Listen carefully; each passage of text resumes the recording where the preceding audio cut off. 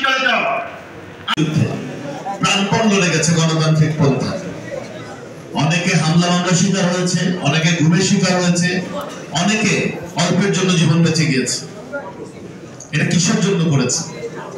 এটা করেছে যাতে একটি সুন্দর বাংলাদেশ বিনির্মাণ করা যায়, এবং এই বিনির্মাণের জন্য অন্যতম শক্তি, প্রধান শক্তি হচ্ছে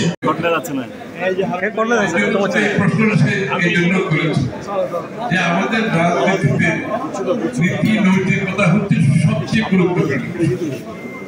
যে রাজনীতিতে নীতি নৈতিকতা থাকবে না, সেই রাজনীতির মাধ্যমে সেই দেশ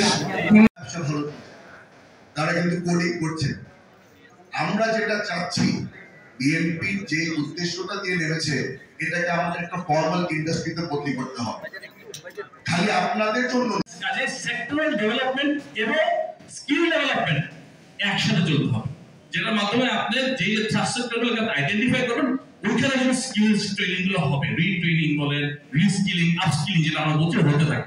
আচ্ছা, যে কথা আজকে 16 বছর ধরে প্রধানমন্ত্রী বলে যাচ্ছেন, আমাদেরকে জনগণের জনজির মনস্তত্ত্ব বুঝতে হবে, না হলে বাংলাদেশে আছে টিকে থাকা যাবে না। আপনাদের কোন ব্যবস্থা আমাদেরকে শিখিয়ে গেছে। আমাদের যারা মুরর ছিল রাজনীতিতে, লুটেরা বাহিনী ছিল, যারা আমাদের খুনি ভয়ঙ্কর ছিল, তারা এসে গেছে। এখন যারা আজকে স্টেজে বসে আছে, তাদের চেহারা দেখে এদের চেহারা এবং আগের চেহারা শুনে মিলান, এদের কাছ থেকে আপনাদের সেই